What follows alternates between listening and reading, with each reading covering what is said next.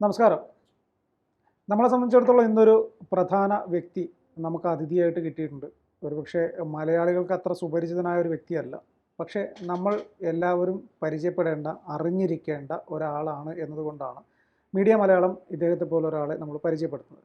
ഇദ്ദേഹത്തിൻ്റെ പേര് സുൽത്താൻ നസീർ. അഹമ്മദിയ ജമായത്തിൻ്റെ കേരള പ്രതിനിധിയാണ്. സർ, സ്വാഗതം. പക്ഷേ ഈ അഹമ്മദീയ ജമായത്ത് എന്നൊരു സംഘടന അല്ലെങ്കിൽ അതൊരു കൂട്ടായ്മ, ആ കൂട്ടായ്മയെക്കുറിച്ച് ലോകരാജ്യങ്ങൾ വരെ ചർച്ച ചെയ്യുന്നതാണ്. പക്ഷേ നമ്മൾ മലയാളികൾക്ക് ഒരു പക്ഷേ അധികം അങ്ങ് അറിയില്ല എന്ന് തോന്നുന്നു. നമ്മൾ ശരിക്കും പറഞ്ഞാൽ ഇവരെ പോലുള്ള ആളുകളെ ഇൻട്രൊഡ്യൂസ് ചെയ്യേണ്ടതല്ലേ മലയാളികൾക്ക്? തീർച്ചയായിട്ടും. ഞാൻ അതിൻ്റെ ഒരു പ്രാധാന്യം വലിയ തോതിൽ നമ്മൾ തിരിച്ചറിയുന്നുണ്ട്. കാരണം ഇസ്ലാമിൽ ഒരു ഏകദാനമായ സ്വഭാവമല്ല ഉള്ളത്. കടുത്ത തീവ്രവാദികളുണ്ട്, അത് അങ്ങേയറ്റം സമാധാനവാദികളുമുണ്ട്. ഈ രണ്ട് എക്സ്ട്രീമിനും ഇടയിൽ ആചാരാനുഷ്ഠാനങ്ങളുമായിട്ട് ഒതുങ്ങിക്കഴിയുന്നവരുണ്ട്. അപ്പോഴും അന്യസമുദായങ്ങളുടെ ആചാരങ്ങളെ ബഹുമാനിക്കുന്നവരുണ്ട്. എന്നാൽ അത് കടുത്ത ശിർക്കാണ് എന്ന് വിശ്വസിക്കുന്നവരുണ്ട്. ഇവരുടെ ഏറ്റവും വലിയ പ്രാധാന്യം എന്ന് പറയുന്നത് ഇവരുടെ പ്രവാചകന്മാരാരൊക്കെയാന്ന് ചോദിച്ചോക്കെ. നിങ്ങളുടെ പ്രവാചകന്മാരാരൊക്കെയാണ്? അതായത് വിശുദ്ധ ഖുർആൻ്റെ അധ്യാപനങ്ങളുടെ അടിസ്ഥാനത്തിൽ നമ്മൾ വിശ്വസിക്കുന്നത് ലോകത്തിൻ്റെ എല്ലാ ഭാഗങ്ങളിലും പ്രവാചകന്മാർ വന്നിട്ടുണ്ടെന്നുള്ളതാണ്. വിശുദ്ധ ഖുർആനിലെ ഒരു വചനം തന്നെ ലോകത്തിൻ്റെ എല്ലാ ഭാഗങ്ങളിലേക്കും മാർഗനിർദ്ദേശകരെ ദൈവം നിയോഗിച്ച് അയച്ചിട്ടുണ്ടെന്നാണ്. അപ്പോൾ അതിൻ്റെ അടിസ്ഥാനത്തിൽ ഞങ്ങൾ വിശ്വസിക്കുന്നത് ലോകത്തിൻ്റെ വിവിധ ഭാഗങ്ങളിൽ വന്ന പ്രവാചകന്മാരാണ് ശ്രീകൃഷ്ണൻ, ശ്രീരാമൻ, ഗൗതമ ബുദ്ധൻ, കൺഫ്യൂഷ്യസ്, സൊറാഷ്ട്രർ, ഇങ്ങനെയുള്ള ആളുകളൊക്കെ തന്നെ ദൈവത്തിൽ നിന്ന് വന്ന പ്രവാചകന്മാരാണ്. മലയാളികൾക്ക് ഒരുപക്ഷെ ഇന്ത്യയിൽ തന്നെയുള്ളവർക്ക് ഇതൊരു പുതിയ അറിവായിരിക്കും. പുതിയ അറിവാണ്. ശ്രീകൃഷ്ണനെയും ശ്രീബുദ്ധനെയും സംഘടന, അതാണ് നമ്മൾ പരിപോഷിപ്പിക്കുന്നത്. ഈ ഒരു ഇസ്ലാമിനെ കൂടി ഇന്ത്യ അറിയേണ്ടതുണ്ട്. ഇങ്ങനെയും ഉള്ള വലിയ റേഞ്ചുള്ള ഇസ്ലാമുണ്ട് ഇന്ത്യ. പ്രത്യേകിച്ച് ഇതിന്റെ പക്ഷേ ഒരു അപകടം എന്താണെന്നറിയോ? ലോകത്തിലെ മുസ്ലിങ്ങളിൽ പ്രധാനപ്പെട്ട രണ്ട് വിഭാഗം സുന്നികളും ഷിയാക്കളുമാണ്. ആ രണ്ടു കൂട്ടർക്കും ഇവർ ശത്രുവാണ്. എന്താണ് അതിന്റെ അടിത്തറ? അതിൻ്റെ അടിസ്ഥാനപരമായ കാര്യം എന്ന് പറയുന്ന ഒരു കാര്യം ഇതാണ്. അതായത് ഇത്തരത്തിൽ ലോകത്ത് വന്ന പ്രവാചകന്മാരെ എല്ലാവരെയും അംഗീകരിക്കുന്നു എന്നുള്ളതാണ്. കാരണം ഈ പ്രവാചകന്മാരെ അംഗീകരിക്കുക എന്ന് പറയുന്നത് അത് വിശ്വാസത്തിൻ്റെ അടിസ്ഥാനമാണ് എന്നാണ് ഞങ്ങൾ വിശ്വസിക്കുന്നത്. അതായത് ഇവരെ കൂടി വിശ്വസിച്ചാൽ മാത്രമേ നിങ്ങളുടെ വിശ്വാസം പൂർണ്ണമാവുകയുള്ളൂ എന്നുള്ളതാണ് ഖുർആനിലുള്ള ഒരു അധ്യാപനമാണ്. അപ്പോൾ അത് ഒരു അടിസ്ഥാനപരമായിട്ടുള്ള ഒരു കാര്യമാണ്. മറ്റൊരു കാര്യം എന്ന് പറയുന്നത്, മറ്റുള്ളവർ വിശ്വസിക്കുന്നത് ഈ പ്രവാചകത്വ ശൃംഖല എന്ന് പറയുന്നത് അത് മുഹമ്മദ് നബിയോടുകൂടി അവസാനിച്ചു, ഇനി ഒരു തരത്തിലുള്ള ഒരു പ്രവാചകനും ഇനി വരികയില്ല എന്നുള്ളതാണ്. നമ്മൾ പറയുന്നത് അങ്ങനെയല്ല. ഈ മനുഷ്യന് നേർമാർഗം കാണിക്കുന്നതിന് വേണ്ടി പ്രവാചകൻ്റെ ആവശ്യം മുൻകാലഘട്ടങ്ങളിൽ ഉണ്ടായിരുന്നുവെങ്കിൽ തീർച്ചയായിട്ടും ഈ കാലഘട്ടത്തിലും ഉണ്ട്. അപ്പോൾ അതുകൊണ്ട് തന്നെ ആ മുഹമ്മദ് നബി എന്ന് പറയുന്നത് എല്ലാ കാലഘട്ടത്തിലേക്കും അതേപോലെ തന്നെ മുഴു ലോകത്തിലേക്കും വന്ന പ്രവാചകനാണ്. പക്ഷേ അദ്ദേഹത്തിൻ്റെ അധ്യാപനങ്ങൾ ലോകത്തിന് അതിൽ നിന്ന് ലോകം പിന്മാറുന്ന സമയത്ത്, അതിന് മറന്നു പോകുന്ന സമയത്ത് അത് ലോകത്തിന് യഥാർത്ഥ രീതിയിൽ പഠിപ്പിച്ചു കൊടുക്കാൻ വേണ്ടി ദൈവത്തിൽ നിന്ന് ഒരു ദൈവനിയോഗിതൻ ആഗതനായിരിക്കുന്നു എന്ന് ഞങ്ങൾ വിശ്വസിക്കുന്നു. വീണ്ടും ഒരു പ്രവാചകൻ കൂടിയുണ്ട് എന്ന് പറഞ്ഞാൽ മുഹമ്മദ് നബി അന്ത്യപ്രവാചകനാണ് എന്ന കാര്യത്തിലാണ് തർക്കം. അതെ. യഥാർത്ഥത്തിൽ നമ്മൾ നോക്കുകയാണെങ്കിൽ ഈ തർക്കം എന്ന് പറയുന്നത് നമ്മളതിൻ്റെ ആഴത്തിലേക്ക് ഇറങ്ങി ചെല്ലുകയാണെങ്കിൽ അതൊരു അർത്ഥരഹിതമായി നമുക്ക് തോന്നും. കാരണം എന്തെന്ന് പറഞ്ഞു കഴിഞ്ഞാൽ അവസാന കാലത്ത് പ്രവാചകനായിക്കൊണ്ട് ഒരു പരിഷ്കർത്താവ് വരും എന്ന് എല്ലാ മുസ്ലിങ്ങളും വിശ്വസിക്കുന്നുണ്ട്. എല്ലാ മുസ്ലിങ്ങളും പക്ഷെ നബിയായിട്ട് വരും എന്നാണ് വിശ്വസിക്കുന്നത്. പൂർവ്വകാല മുസ്ലിം പണ്ഡിതന്മാർ അതിനെക്കുറിച്ച് പലരും എഴുതിയിട്ടുണ്ട്. ആ വരുന്ന പ്രവാചകൻ മഹദിയും മസീഹുമായിക്കൊണ്ട് വരുന്ന പ്രവാചകൻ മഹദിയും മസീഹുമായി നബിയാണ്. നബി അദ്ദേഹം നബി അല്ല എന്ന് വിശ്വസിക്കുന്നത് ഇസ്ലാമിന് പുറത്താണ് എന്ന് വരെ എഴുതി വെച്ച ആളുകളുണ്ട്. അപ്പോൾ ഒരാൾ വരും എന്നും ആ വരുന്ന ആൾ പ്രവാചകനായിരിക്കും എന്നാണ് എല്ലാ മുസ്ലിങ്ങളും വിശ്വസിക്കുന്നത്. പക്ഷെ വരുന്ന ആൾ ആരാണ് എന്ന കാര്യത്തിലാണ് തർക്കം. ആ വരുന്ന ആൾ 2000 വർഷമായിട്ട് ആകാശത്ത് ഇപ്പോഴും ജീവിച്ചിരിപ്പുണ്ട്, ആകാശത്ത് നിന്ന് വീണ്ടും വരും എന്ന് വിശ്വസിക്കും. ഞങ്ങൾ അങ്ങനെയല്ല പറയുന്നത്. മുമ്പ് എങ്ങനെയാണ് പ്രവാചകന്മാർ വന്നിട്ടുള്ളത് ജനിച്ചു വരും, അതുപോലെ ജനിച്ചു വരും. അങ്ങനെ ഒരാള് പഞ്ചാബിലെ ഖാദിയാനിൽ ജനിച്ചു, മിർസ ഗുലാം അഹമ്മദ്. 1835 ജനിച്ചു, 908 മരിച്ചു. പക്ഷേ ഇവരധികം മിത്തിലധികം വിശ്വസിക്കാതെ റിയാലിറ്റിയിൽ വിശ്വസിക്കുന്നു. അതുകൊണ്ടാണ് ഇവർക്ക് ശാസ്ത്രത്തിൽ വിശ്വാസമുള്ളത്. ഒരു കാര്യം കൂടി, നിങ്ങളെ ഏറ്റവും കൂടുതൽ ഞങ്ങളൊക്കെ ശ്രദ്ധിക്കുന്നതും ആദരിക്കുന്നതും നിരപരാധികളെ കൊല്ലുന്ന ജിഹാദിന് നിങ്ങൾ എതിരാണ്. എന്താ അതിന്റെ അടിത്തറ, ഇസ്ലാമിക അടിത്തറ? ഒരുപാട് പേര് ഇപ്പോൾ ഖുർആനിലെ വാക്യങ്ങൾ തന്നെ ഉപയോഗിച്ചിട്ട് പാവങ്ങളെ കൊല്ലാൻ പോകുന്നുണ്ട്. ഈ നാട്ടിലെ അമുസ്ലിങ്ങളെ കൊന്ന് മരിച്ചു ചെന്നാൽ പടച്ചോൻ അവിടെ സ്വർഗം കിട്ടും എന്ന് പറഞ്ഞു നടക്കുന്നവരുണ്ട്. എങ്ങനെയാണ് അഹമ്മദിയ ജമാഅത്ത് വിശ്വസിക്കുന്നത്? അതായത് മുഹമ്മദ് നബി സല്ലല്ലാഹു അലൈഹി വസല്ലം പറഞ്ഞിട്ടുള്ള കാര്യം, ഈ മതം പ്രവാചകന്മാർ വരുന്നത് ഒരിക്കലും തന്നെ ഭരണത്തിനു വേണ്ടിയോ രാജ്യം പിടിച്ചടക്കുന്നതിന് വേണ്ടിയോ അതല്ലെങ്കിൽ മറ്റുള്ളവരെ നിർബന്ധപൂർവ്വം മതം പരിവർത്തനം ചെയ്യുന്നതിന് വേണ്ടിയല്ല. ആ പ്രവാചകന്മാർ എപ്പോഴും വരുന്നത് സംസ്കരണം, അത് അപ്പോൾ സംസ്കരണത്തിന് വേണ്ടിയാണ്. അത് എപ്പോഴും തന്നെ അവർക്ക് ശരിയായ അധ്യാപനങ്ങൾ നൽകിക്കൊണ്ട് അതിലൂടെ മാത്രമേ സാധിക്കുള്ളൂ. ഹൃദയങ്ങളെ കീഴടക്കുന്നതിന്, ചുരുക്കി പറയുകയാണെങ്കിൽ ഹൃദയങ്ങളെ കീഴടക്കുന്നതിന് വേണ്ടിയാണ് പ്രവാചകന്മാർ വരുന്നത്. അപ്പോൾ ഹൃദയങ്ങൾ ഒരിക്കലും വാളുകൊണ്ടോ ആയുധങ്ങൾ കൊണ്ടോ കീഴടക്കാൻ സാധ്യമല്ല.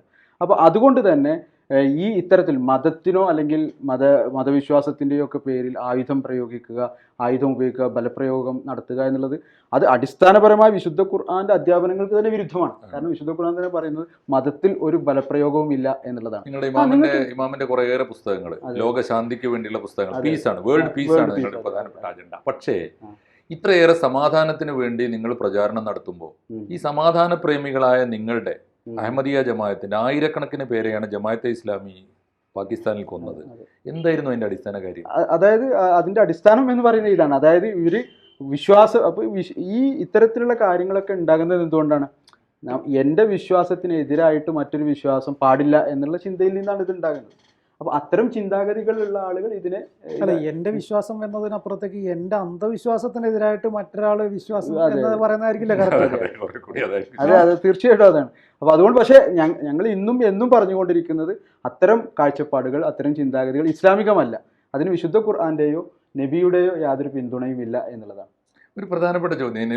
ഒരു സംശയം. ഇപ്പോൾ സുന്നി ഷിയ രണ്ട് പ്രധാനപ്പെട്ട ശത്രുതയോടെ പൊരുതിക്കൊണ്ടിരിക്കുന്ന ഇത്രയും കാലമായിട്ട്, നൂറ്റാണ്ടുകളായിട്ട്, എനിക്ക് തോന്നുന്നു പ്രവാചകന്റെ മരണം തൊട്ട് തുടങ്ങിയ വിയോജിപ്പാണുള്ളത്. ആദ്യത്തെ ഖലീഫ അബൂബക്കർ വേണോ അലി വേണോ, എനിക്ക് തോന്നുന്നു 1632 മറ്റോ തുടങ്ങിയൊരു തർക്കമാണ്. പക്ഷെ ആ തർക്കത്തിന് ചെറിയ ഇളവ് വരുന്നുണ്ട്. ഇപ്പോൾ സൗദി അറേബ്യ ഇറാനും തമ്മിൽ ഒന്നിക്കുന്നു. അപ്പോൾ സുന്നി ഷിയ ഒരു ഐക്യം ലോകത്തിൽ രൂപപ്പെടുന്നുണ്ട്. ഒരു സ്വപ്നതുല്യമായൊരു ചോദ്യം ഞാൻ ചോദിക്കട്ടെ. സുന്നികളും ഷിയാക്കളും ചേർന്നിട്ട് അഹമ്മദിയാക്കളെ കൂടി ചേർത്ത് പിടിക്കുന്ന ഒരു പുതിയ ലോകം വരുമോ? അഹമ്മദിയ ജമാഅത്തിനെ സംബന്ധിച്ച് എനിക്കിപ്പോൾ അഹമ്മദിയ ജമാഅത്തിനെ കുറിച്ച് പറയാൻ സാധിക്കുള്ളൂ. അഹമ്മദിയ ജമാഅത്തിനെ സംബന്ധിച്ചിടത്തോളം ഞാൻ പറഞ്ഞതുപോലെ അഹമ്മദിയ ജമാഅത്തിന്റെ സ്ഥാപകർ അവസാനം എഴുതിയ പുസ്തകത്തിന്റെ പേര് മൈത്രി സന്ദേശം എന്നുള്ളതാണ്. മൈത്രി സന്ദേശം. ആ പുസ്തകത്തിൽ അദ്ദേഹം മുസ്ലിങ്ങൾ മാത്രമെന്നല്ല, എല്ലാ മതസ്ഥരും പരസ്പരം യോജിച്ച് പ്രവർത്തിക്കണം എന്നാണ് പറയുന്നത്. അപ്പോൾ അദ്ദേഹം അതിൽ പറയുന്നുണ്ട്, അതായത് വിശ്വാസപരമായ കാര്യങ്ങളിലൊക്കെ നമ്മൾ ഒരുപാട് വൈജാത്യങ്ങൾ വെച്ച് പുലർത്തുന്നവരാണ്, വ്യത്യസ്തതകളുണ്ട്. പക്ഷേ എന്നിരുന്നാലും മനുഷ്യർ എന്ന നിലയിൽ, ഒരു രാജ്യത്ത് താമസിക്കുന്നു എന്ന നിലയിൽ ഒക്കെ നമ്മൾ ഒരുമിച്ചാണ്. അപ്പോൾ നമുക്ക് ഐക്യപ്പെടാവുന്ന മേഖലകൾ വളരെ കൂടുതലാണ്. അപ്പോൾ അതുകൊണ്ട് എല്ലാ മനുഷ്യരും എല്ലാ സമൂഹങ്ങളും ഐക്യപ്പെട്ട് ജീവിക്കണം എന്നാണ് പറയുന്നത്. ഇപ്പം ഇപ്പോഴത്തെ സാറ് പറഞ്ഞപ്പോൾ ഞങ്ങളുടെ ഖലീഫ അദ്ദേഹം പിന്നെ യൂറോപ്യൻ പാർലമെന്റിൽ, അമേരിക്കൻ പാർലമെന്റിൽ, ബ്രിട്ടീഷ് പാർലമെന്റ് അവിടെയൊക്കെ നടത്തിയ അദ്ദേഹത്തിന്റെ പ്രഭാഷണങ്ങൾ പ്രസിദ്ധീകരിച്ചിട്ടുണ്ട്. അതിലൊക്കെ പറയുന്നത് ഈ ഇന്നത്തെ കാലഘട്ടത്തിന്റെ ആവശ്യം എന്ന് പറയുന്നത് മാനവരാശി ഒന്നിച്ചു പ്രവർത്തിക്കണം. നമ്മുടെ അഭിപ്രായ വ്യത്യാസങ്ങൾക്കിടയിലും നമ്മുടെ അങ്ങനെ വരുമ്പോൾ എൻ്റെ ഒരു ചോദ്യം, ഇപ്പൊ രണ്ട് രാഷ്ട്രീയ പാർട്ടികളാണെങ്കിൽ പോലും അവർ തമ്മിൽ യോജിക്കണമെങ്കിൽ നിലപാടുകളിൽ ചില മാറ്റങ്ങൾ വരുത്തേണ്ടി വരും ചില ഘട്ടങ്ങളിൽ. ഇപ്പം നിങ്ങളിപ്പോൾ ഉയർത്തിപ്പിടിക്കുന്ന നിലപാടുകളിൽ മാറ്റം വരുത്തിയിട്ട് അവരെ കൂടി ചേർത്ത് നിർത്താനുള്ള ഒരു തീരുമാനത്തിലേക്ക് പോകും എന്നാണ് പറയുന്നത്. അങ്ങനെ അതിനുള്ള സാധ്യതയുണ്ടോ? അല്ല, നിലപാടുകളിൽ മാറ്റം അതാണ് ഞാൻ നേരത്തെ പറഞ്ഞത്. നിലപാടുകളിൽ മാറ്റമില്ലാതെ തന്നെ നമ്മൾ പരസ്പരം നമ്മുടെ രുചി വ്യത്യാസങ്ങളെല്ലാം പരസ്പരം വ്യത്യസ്തമാണല്ലോ. അപ്പോൾ ഇതേപോലെ നമ്മൾ വിഭിന്നമായ ആശയങ്ങളും വിശ്വാസങ്ങളും ഒക്കെ വെച്ച് പുലർത്തുമ്പോൾ തന്നെ നമുക്ക് ഐക്യപ്പെടാവുന്ന മേഖലകൾ ഒരുപാടുണ്ട്. അതിൽ നമ്മൾ ഐക്യപ്പെടണം എന്നുള്ളതാണ്. അപ്പൊ നമ്മൾ ഇന്ത്യയിലെ രാഷ്ട്രീയ പാർട്ടികൾ, അപ്പൊ നിങ്ങൾ ഈ ആത്മീയ രംഗത്ത് നിന്ന് സംസാരിക്കുമ്പോൾ ഒരു പ്രശ്നം, ഒരു മോക്ഷ സിദ്ധാന്തത്തിന്റെ പ്രശ്നം ഉണ്ടാവും. ഇപ്പോ ശ്രീബുദ്ധനും ശ്രീരാമനും ശ്രീകൃഷ്ണനും ഒക്കെ പ്രവാചകന്മാരാണെങ്കിൽ ഏത് ദേവാലയത്തിൽ പോയി ആരാധിക്കുന്ന നിഷ്കളങ്കനായ ഏത് ഹിന്ദു ഭക്തനും മോക്ഷമുണ്ട് എന്നും ദൈവത്തിൻ്റെ സ്വർഗം, ഇപ്പോൾ ഇസ്ലാമിൻ്റെ കാഴ്ചപ്പാടിൽ സ്വർഗം എല്ലാവർക്കും സാധ്യമാണ് എന്നും ലഭിക്കാവുന്നതാണ് എന്നും അഹമ്മദിയ ജമാഅത്ത് വിശ്വസിക്കുന്നു. മോക്ഷം എന്നുള്ള കാര്യം, അതായത് മോക്ഷം ഒന്നും നമുക്കൊരു ഒരാളുടെ കുത്തകയായിട്ട് ആർക്കും കൊടുക്കാൻ പറ്റുകയില്ല.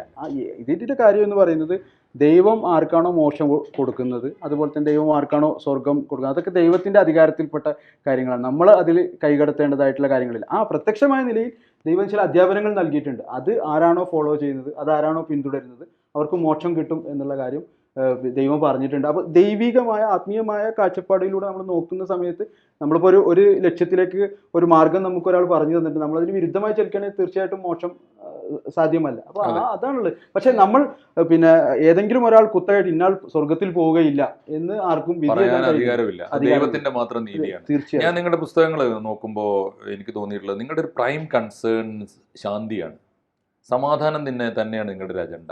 അങ്ങനെയാണെങ്കിൽ സമാധാനത്തിന് വേണ്ടി വാദിക്കുന്ന എല്ലാ മനുഷ്യരും, സമാധാനത്തിന് വേണ്ടി പ്രവർത്തിക്കുന്ന ഈ മദർ തെരേസ തൊട്ട് മഹാത്മാഗാന്ധി ഉൾപ്പെടെയുള്ളവരൊക്കെ, വലിയ വിവാദ വിഷയങ്ങൾ പലപ്പോഴും ഉണ്ടായിട്ടുണ്ടല്ലോ, അവർക്കൊക്കെ സ്വർഗത്തിന്റെ അവകാശികളാകാൻ, മോക്ഷം കിട്ടാൻ ഉള്ള സാധ്യത വളരെ കൂടുതലാണെന്നല്ലേ എൻ്റെ അർത്ഥം? തീർച്ചയായിട്ടും.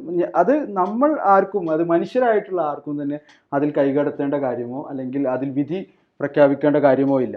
അത് ദൈവത്തിൻ്റെ, ഓരോ മനുഷ്യനും ദൈവവുമായി എങ്ങനെ ബന്ധപ്പെട്ട് നിൽക്കുന്നു എന്നുള്ളത് ആ മനുഷ്യനുമായിട്ടാണ് ബന്ധപ്പെട്ട് നിൽക്കുന്നത്. അതിൽ നമ്മൾ വിധി പറയാൻ നമ്മൾ ആളുകളല്ല.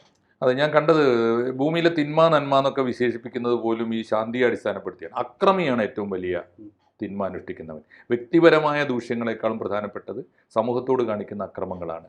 അങ്ങനെയാണെങ്കിൽ ഈ സമാധാനത്തിൻ്റെ പക്ഷം എന്ന് പറയുന്നത്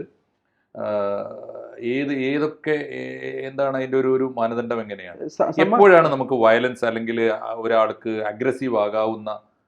സമാധാനത്തിൻ്റെ ഇതെന്ന് പറഞ്ഞാൽ ഏറ്റവും അടിസ്ഥാനപരമായിട്ടുള്ള കാര്യം എന്ന് പറയുന്നത് ഞങ്ങളുടെ പിന്നെ ആത്മീയ നേതാവ് ഇപ്പോൾ പറഞ്ഞുകൊണ്ടിരിക്കുന്ന ഒരു കാര്യമാണ്. അതായത് സമാധാനം സ്ഥാപിക്കാൻ വേണ്ടി ഏറ്റവും പ്രധാനപ്പെട്ട കാര്യം എന്ന് പറയുന്നത് നീതി സ്ഥാപിക്കുക എന്നുള്ളത്. ഈ നീതി സ്ഥാപിക്കുക എന്നുള്ളത് ഏതെങ്കിലും ഭരണകൂടത്തിലോ ഏതെങ്കിലും വ്യക്തിയിലോ മാത്രമല്ല, നമ്മൾ വ്യക്തിയും അതേപോലെ സമൂഹവും ഭരണാധികാരികളും എല്ലാവരും അതിന് ബാധ്യസ്ഥരാണ്. എല്ലാവരും കേവലം ഒപ്പം വ്യക്തിയും തമ്മിലുള്ള ബന്ധം, പരസ്പര ബഹുമാനം, ഓരോ വ്യക്തിയുടെ, ഓരോ ഇന്ത്യക്കാരന്റെയും വിശ്വാസങ്ങളെ പരസ്പരം മാനിക്കുക, ബഹുമാനിക്കുക, ദേവാലയങ്ങളെ പരസ്പരം ആദരിക്കുക. തീർച്ചയായും അതാണ്. അതായത് ഇപ്പോൾ ഉദാഹരണമായിട്ട് എനിക്കിപ്പോ ഒരു ഹിന്ദു മതത്തിൽ നിന്നോ ഒരു ക്രിസ്തു മതത്തിൽ നിന്നോ എനിക്ക് ഇസ്ലാം ആകാമെങ്കിൽ തീർച്ചയായിട്ടും ഒരു മുസ്ലിമിനും ക്രിസ്ത്യാനിയോ ഹിന്ദുവോ ആകാനുള്ള അവകാശം ഉണ്ടായിരിക്കണം. വളരെ പ്രധാനപ്പെട്ട ഒരു കാര്യമാണത്. കാരണം മുസ്ലിങ്ങളിൽ പലരും ഇസ്ലാമിനെ കുറിച്ച് തെറ്റിദ്ധരിപ്പിക്കുക അല്ലെങ്കിൽ വിശ്വസിക്കുന്ന കാര്യം എന്ന് പറയുന്നത് ഇസ്ലാമിലേക്ക് വരാം, ഇവിടെ അങ്ങോട്ട് പോകാൻ പാടില്ല എന്നുള്ളതാണ്.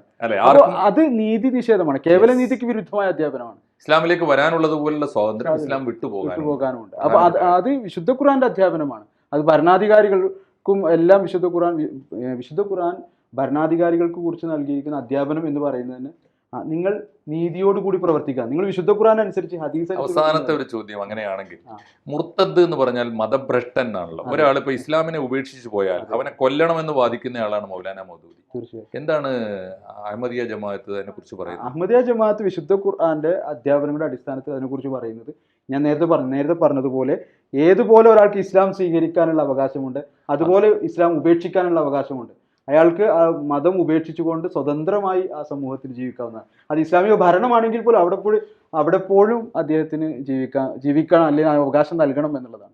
അപ്പോൾ തീർച്ചയായിട്ടും പുതിയ കാലത്ത് പുതിയ ഇന്ത്യയും പുതിയ ലോകവും കേൾക്കാൻ ആഗ്രഹിച്ച ഒരു ഇസ്ലാമാണ് അങ്ങ് ഇത്രയും നേരം പറഞ്ഞത്.